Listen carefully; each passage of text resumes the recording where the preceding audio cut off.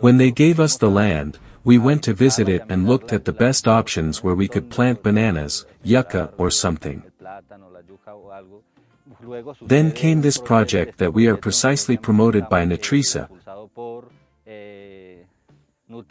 where they give us 2,000 banana plants and 4,000 yucca plants, with the purpose of self-sufficiency for the reincorporated, as such, in the space in general. This is a very good proposal. We have been planting it, we have taken it to scale. We are at 50% of the project that we have here as such. As you can see, we already have banana crops here, and on the other side we have cassava, which we hope to soon be able to make a living from them and be able to sustain the economy with it. We arrived dreaming of a number of projects and waiting for the study of the land to be done in order to preserve the most important areas and species on the farm and to be able to designate in which areas we can cultivate. Initially we are in the process of producing for food security, fish with the support of Nutrisa, planting bananas, planting cassava. There are some super enthusiastic colleagues with beekeeping project of bees. We have projected the planting of cocoa, an important group of us is very interested in planting cocoa.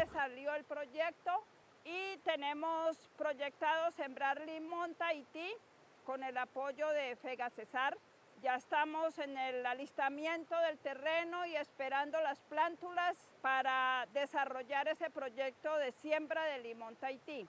The farm has an average of 200 to 270 hectares. 270 hectáreas. De esas 270 Of those 270 hectares, more than 60%, almost 70%, we are going to preserve it. We are going to preserve it.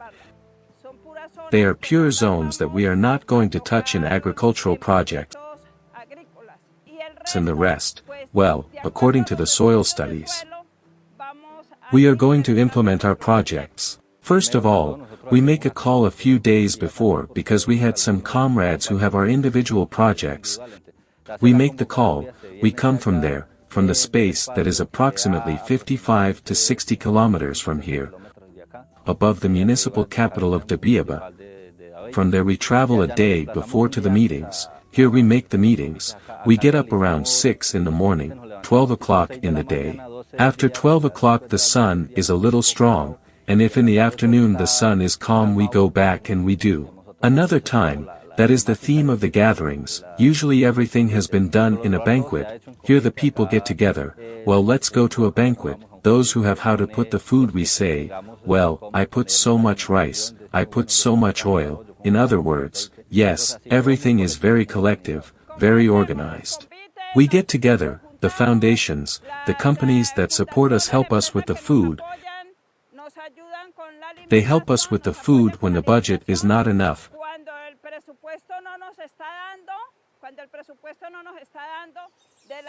From the same food that we have there, each one of us takes some food. I put some bread, the other one puts some rice, the other one some oil, the other one some pasta, beans. Everything, and we get together, and with the production of fish we put together the menus for the days that we are going to elaborate together.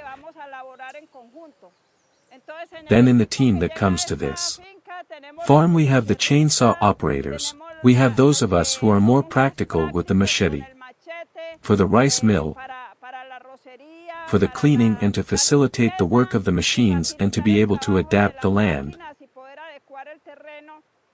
both for the planting of cocoa and for the planting of lemon. Many people who have visited this place tell us that it is wonderful to implement this tourism project. In the ETCR, we also have a large team of signatories who are interested in the tourism project. They have a small hostel, a small hotel, they have trails, waterfalls, they have the equipment. They have had good support in that aspect, and we think that from there to here it can be articulated.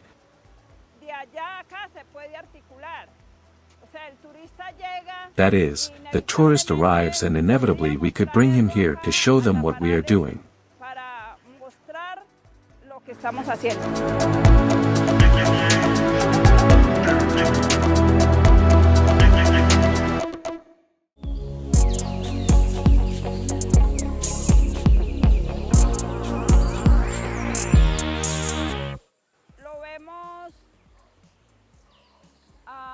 We see it in the medium and long term,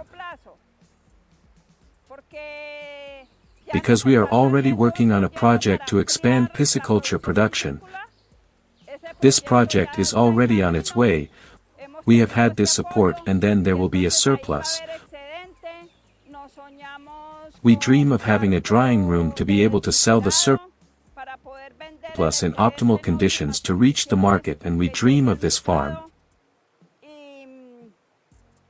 We dream of this farm because all the signatories of peace empowered here producing, looking for commercial allies that guarantee us to live without the need to depend on a basic allowance prolonged in time. But let's say that we can sustain ourselves. We have already been given, as they say, the bait, and we can continue taking the fish. It is a way of setting an example of what we dream of in the future.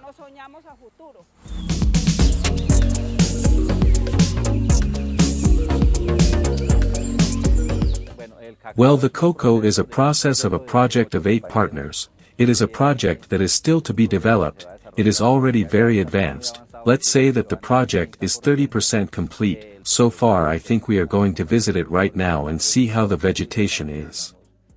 But it is also a project that is underway, as well as the lemon project that is also very advanced, as far as the tombs are concerned, so let's go.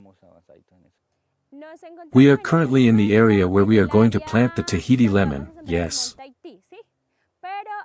But in the part that you can see in the background is where we are going to do a group of 9 people a cocoa project, with the support of 8 million that they give us for reincorporation. So we made a group to plant cocoa in that part of there. We will be in the process. First was the process of Sakala, then Tumba, and we are in the process, yes. This project, out of the 8 million, is also being supported by the National Chocolate Company, which is offering us technical assistance and the seedlings in a more favorable way to obtain it.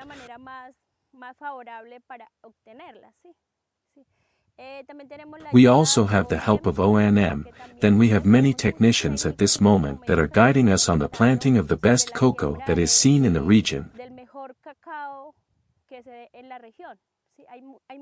There are many varieties, but as we are with the support of the technicians, we are choosing the best seed to plant in the lot.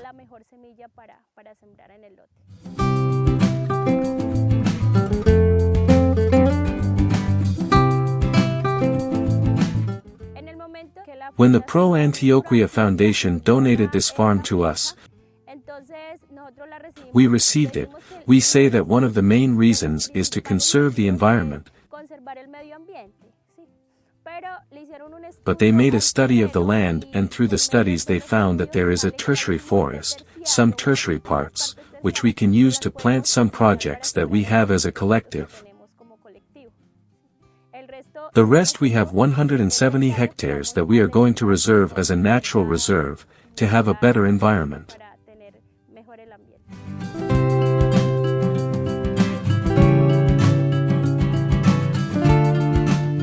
Well, this is a project of 10.7 hectares and it is also for a collective. We are a collective of men and women, also reincorporated. Some family members of the reincorporated who belong to the cooperative Agroprogreso, and we joined with a grant from Fondo Colombia en Paz, executed by Fegaciser, and we are going to plant this lemon. to improve our economy.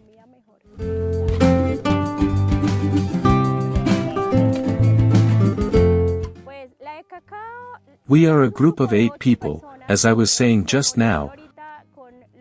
With the 8 million that they give us for reincorporation, it is also like the economic part and the family sustenance. We have the advantage that Nacional de Chocolate is supporting us, and they themselves say that they offer us the purchase of the product at the moment that the crop is already producing.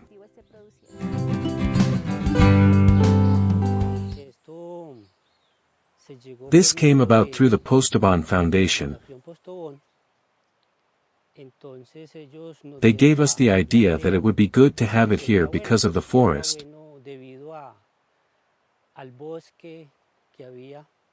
So they made us this proposal and we accepted it.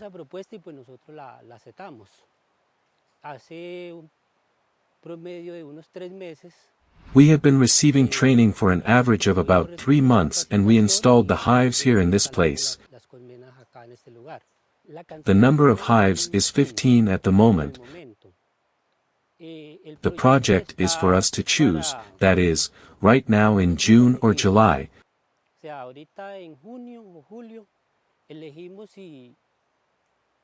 We will choose if we cultivate honey or if we expand to grow in hives.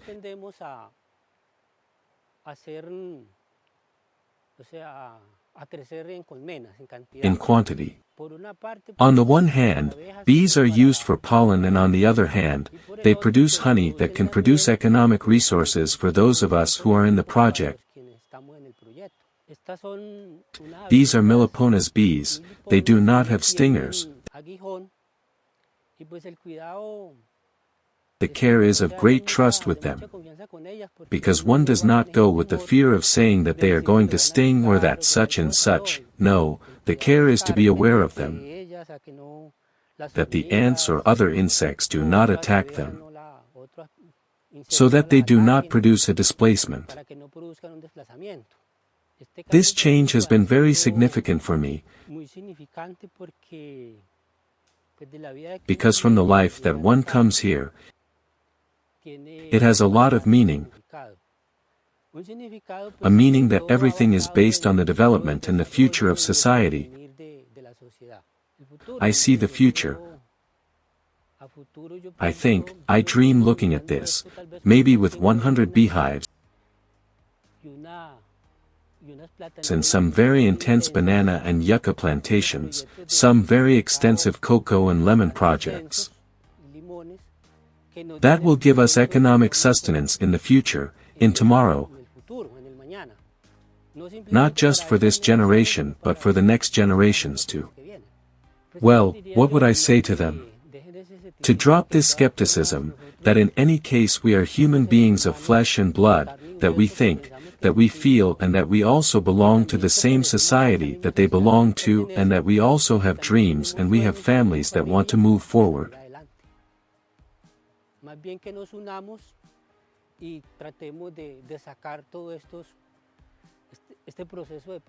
This bee project that we have here is not only composed of the reincorporated population,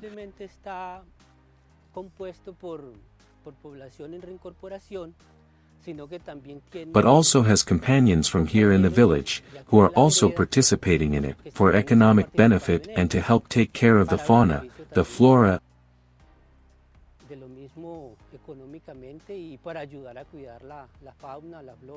and everything in the region. That is, these bees help the polarization of both natural plants and cultivated plants, that is, for the forest and for everything is very important. For the forest and for everything it is very important because they help to spread the seeds towards the distance, because what we have learned about this situation is that, for example, to pollinate, you need human beings. You need to put a number of people, but instead they do it and do not charge. That is, economically they bring a benefit.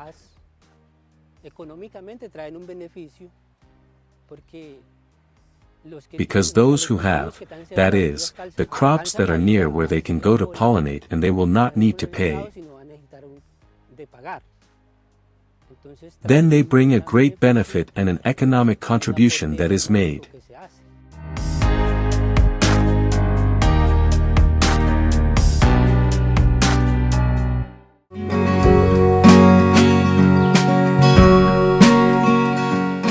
Previously we were very clear that the time was going to come when we were going to reach this point, yes. Because we, despite being in arms, the orientation we were always given was that the time would come when we would become a political party, and that we had to reintegrate into society and follow our level and our course in the life of the common people. That is why today we call ourselves the common people. Change is a habit, we have to get used to it. The human being is an animal of habit. According to the environment where we are, we get used to it, and if we reach this point we have to get used to what we were. We are peasants and we are still in the countryside and we like the countryside. As for the communities here, starting from the top, where we live, the community has received us very fraternally. Some of us are already part of the Community Action Board. We are integrated in the activities of the communities. Here in terms of the indigenous reserves I think we have good relations and the idea is to continue with them respectfully in terms of helping each other. I mean, it is the best thing that I think has happened to us. I say it from a personal perspective and I think that more than one feels this way. It is the best thing because coming from a time of anxiety to being in a time of tranquility and all these things, it is much better. As for the collective, I invite any group to join and work collectively, which is much better. And thus we generate more economy, more capacity, because if someone does not have the capacity, the other has it and we can help each other. That idea that we have learned, that we have created, of being united, yes man, well I think that in the future there can be a union. Perhaps, really bigger than the one we have now, because it will be a freer union, that is to say, free in what sense?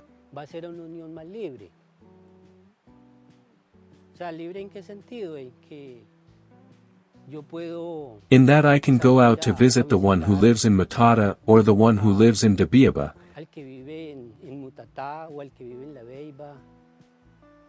That brotherhood that goes from the mentality of each one of us.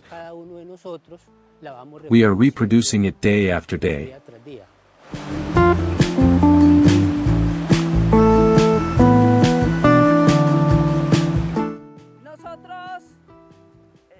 The truth is that we, as signatories of peace, have a very measured time because all the leaders have different responsibilities, with the agreement in an integral and total way, with the justice system, with the Truth and Victims Commission, with the cooperative, the Family Life Project, the Family Unit's Vegetable Garden and also the community integration within the Community Board of the Llano Grande Village.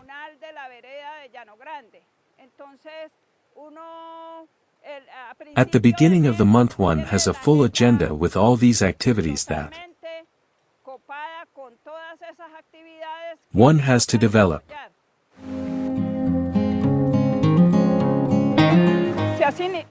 It has meant a lot because despite the fact that I am a farmer, we always worked and cultivated as a family. Dad, just us, without any impulse, and here we are a collective. We have a cooperative, and the most beautiful thing about it is that when we have good dividends, we will invest in the benefit of the collective, and we are not thinking so much about the personal, the individual. We are not thinking so much about the personal, the individual, although it is also important because behind each and every one of us there is a family that depends on us. But I think it is very nice to think collectively, that is the reason for the economic reincorporation of us, the peace signatories. The countryside is everything, no matter how much a person lives in the city, he depends on the farmers, right? Because the city is a jungle of bricks and food comes from the countryside, I believe that a country that does not support the countryside has no progress.